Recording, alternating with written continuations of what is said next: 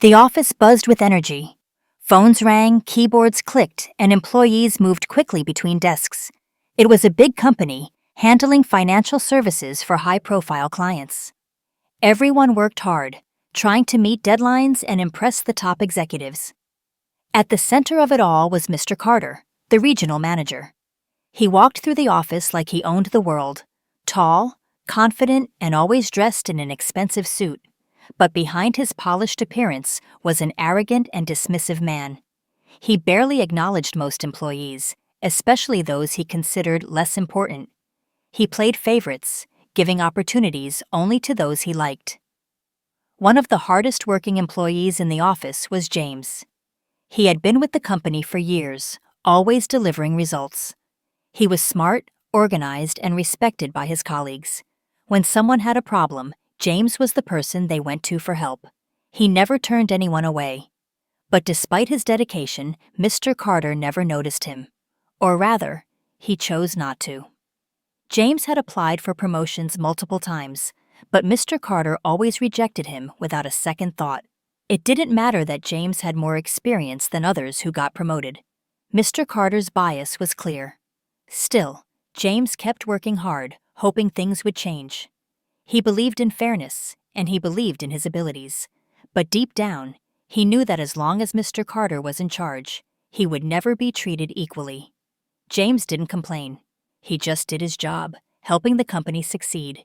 He never expected appreciation, but what happened next would shake the entire office and make Mr. Carter regret everything. James was at his desk, focused on his work, when a cold voice cut through the office noise. "James, in my office. Now." Mr. Carter stood at his door, arms crossed, eyes sharp with impatience.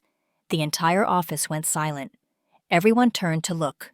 James felt a wave of unease. There had been no warning, no email, nothing to suggest this meeting was coming. Still, he stood up, straightened his tie, and walked into the office. The door closed behind him. Mr. Carter sat down, leaning back in his chair. He didn't ask James to sit.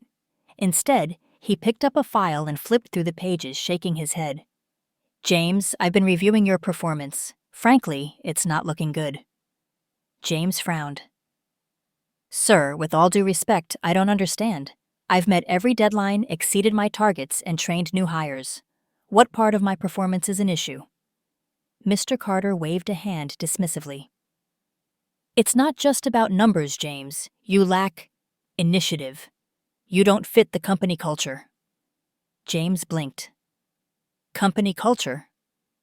Mr. Carter smirked. "You're just not the right fit. We need fresh energy, someone more adaptable." James understood. Mr. Carter wasn't firing him for poor performance. He was making excuses. James had seen others, less experienced, less skilled, get promoted while he was overlooked, and now, without warning, he was being pushed out.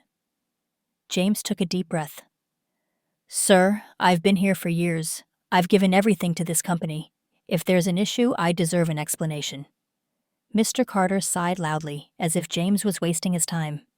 "It's done, James. HR will process your termination papers. Today is your last day." Silence filled the room. James clenched his fists but didn't argue. He had seen this coming for a long time. Mr. Carter never respected him, and no amount of reasoning would change that. Finally, James nodded. "I understand." He turned and walked out of the office.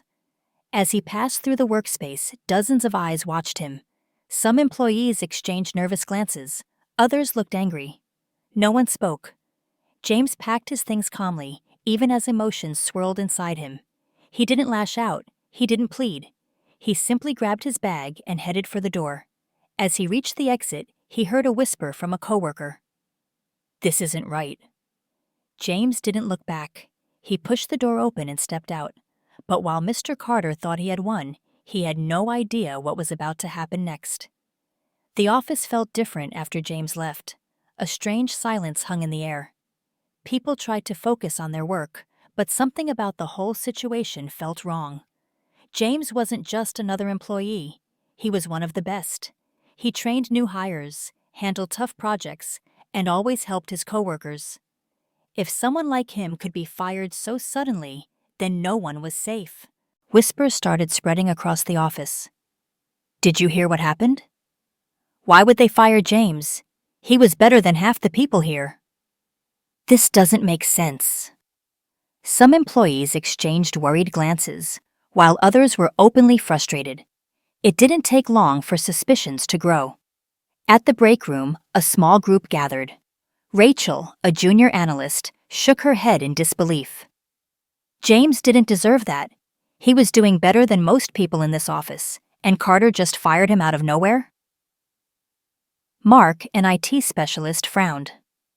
It's more than that. I saw James working on a big report last week. He was onto something. Rachel's eyes narrowed. What kind of report? Mark hesitated. I don't know, but he looked serious. He mentioned something about company finances. That caught everyone's attention. Finances? Rachel pulled out her phone and scrolled through old emails. James sent me something last week, some numbers he wanted to verify. She paused, her expression shifting. Wait, this can't be a coincidence. The group exchanged uneasy glances. Something wasn't right. And if James had been fired right after working on financial reports, then maybe, just maybe, Mr. Carter had a reason for wanting him gone. They needed to find out the truth. Rachel sat at her desk, scrolling through her inbox. Her hands trembled slightly as she searched for James's last email. She knew he had sent her something about company finances, but at the time, she hadn't thought much of it. Then she found it. The subject line was simple. Can you check these numbers? She clicked on it, and as the email opened, her heart started pounding. Attached were several documents, financial statements, transaction logs, and spreadsheets filled with numbers. At first glance, it looked like regular company reports. But as Rachel read through them, something stood out. There were discrepancies. A lot of them. Some funds had been moved to accounts that didn't match any known company expenses. Large sums of money had been reallocated without any real explanation. And the more she compared the numbers, the clearer it became. This was fraud. Rachel covered her mouth, her mind racing. She scrolled down to James's message in the email. Something isn't adding up. These transactions look suspicious, but I need a second pair of eyes. Let me know what you think. Rachel's breath caught in her throat. James had figured it out. And now, just days after sending this email, he was fired. She pushed back from her desk and looked around. She had to tell someone. Rachel gathered Mark and a few other trusted coworkers in the break room. She laid her phone on the table, showing them the email. James found something, and I think it's the reason he was fired. Mark scanned the numbers, his eyes widening. This is serious. Lisa, a senior accountant, leaned forward. That's not just a mistake. This is deliberate. Someone has been moving company money, large amounts. Rachel nodded. And guess who approved all these transactions? She swiped through the documents and pointed at the authorizing signature. Mr. Carter. Silence filled the room. Then Mark exhaled sharply. That snake fired James to cover his tracks. Lisa's face darkened. If these numbers get out, Carter is finished. Everyone exchanged glances. They all knew what had to be done. Rachel stood up. We need proof. Solid proof. We can't just take this to HR without backing it up. If we do this wrong, Carter will just cover it up. Mark thought for a moment. It might have backups of company emails. If Carter was involved in something shady, there's a chance we can find more. Lisa nodded. And I know a few people in accounting who have been suspicious about missing funds. If we get them to talk, we might have enough evidence to take this higher. Rachel took a deep breath. Then let's do it. They had to move carefully. One wrong step and Carter could bury everything. But if they did this right, they could expose him for what he was. And most importantly, they could get justice for James. The atmosphere in the office had shifted. There was tension in the air, a quiet storm brewing beneath the usual hum of ringing phones and clacking keyboards. Employees whispered in small groups, shooting glances toward Mr. Carter's office. Something was happening, and he could feel it. At first, he ignored it, but then he started noticing the little things. Conversations would stop when he walked by. Employees who once avoided eye contact now stared at him, their gazes filled with something he couldn't quite place. Determination. His stomach twisted. He didn't know it yet, but his time was running out. Rachel, Mark, and Lisa had worked fast. They had gathered everything: James's email, the financial documents, and records of shady transactions. Mark had even managed to retrieve older emails from the company's backup system, showing direct approvals from Mr. Carter for the fraudulent transfers. It was undeniable proof. Now, it was time to act.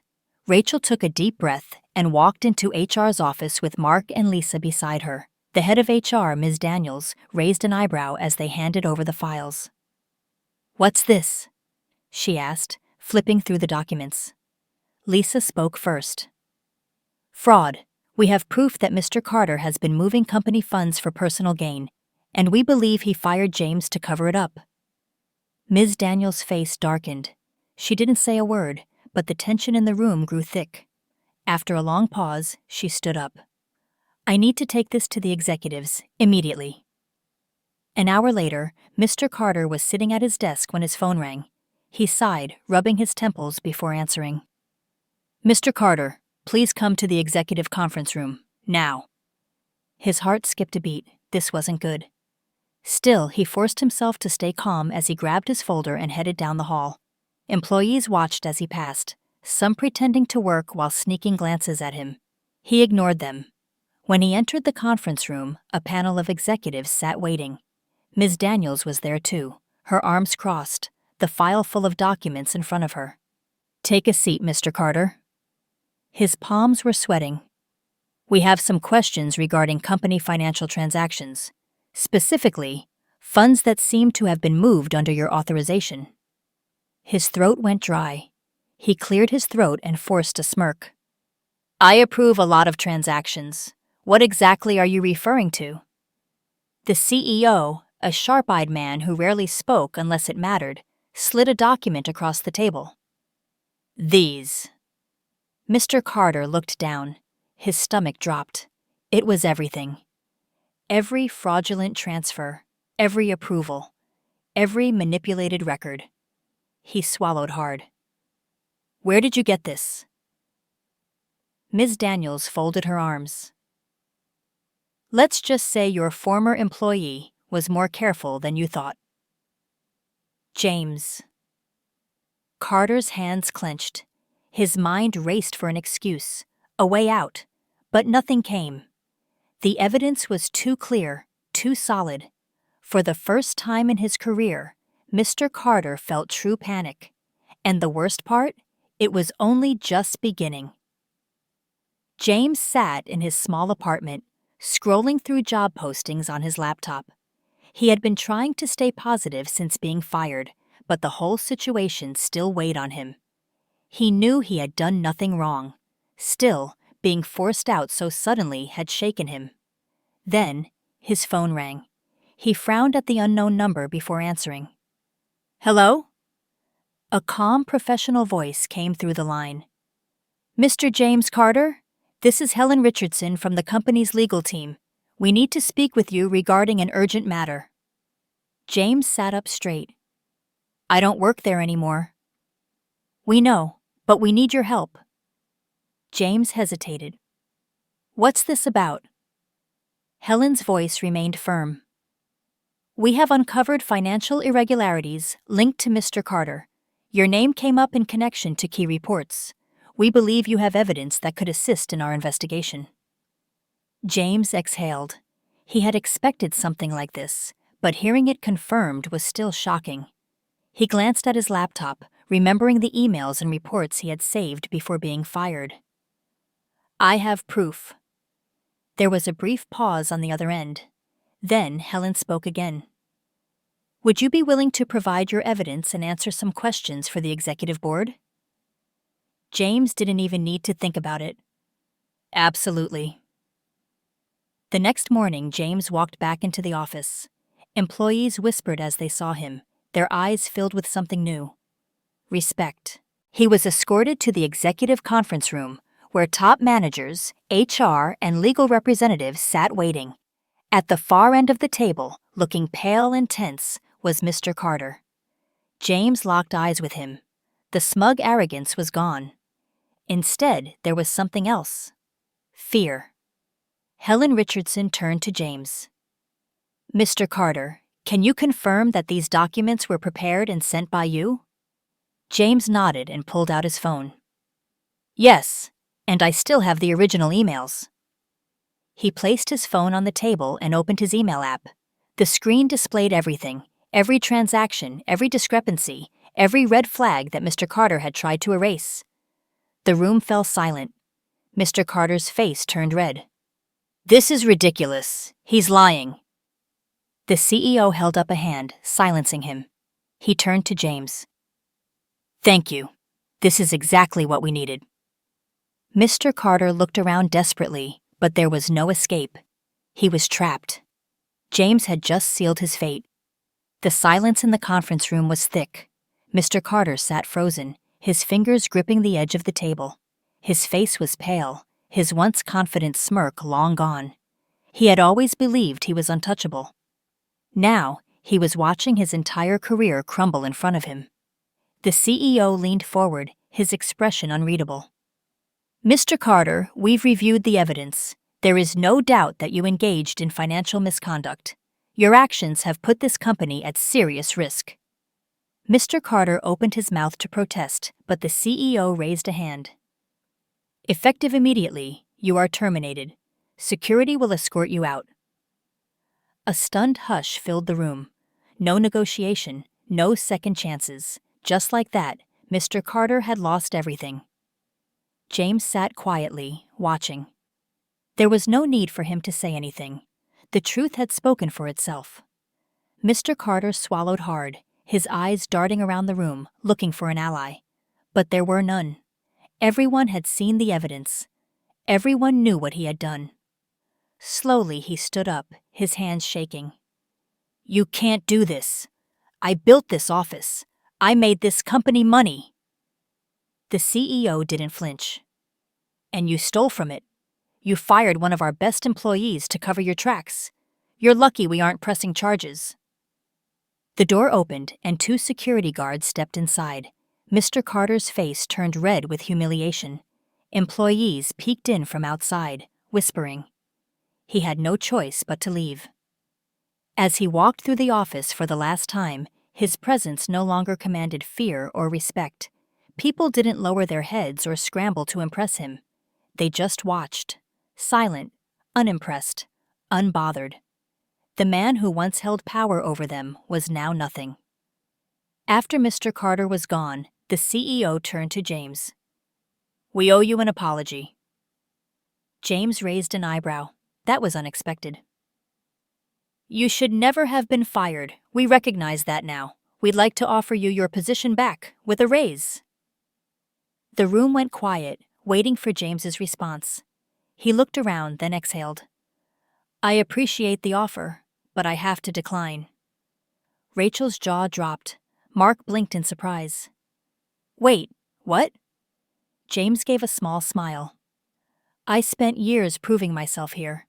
I gave everything, and I was still tossed aside like I didn't matter. I deserve better. The CEO nodded, seeming to understand. If you ever change your mind, the door is open. James shook his hand. Thank you, but I think it's time for a fresh start. As James walked out of the office, something felt different this time.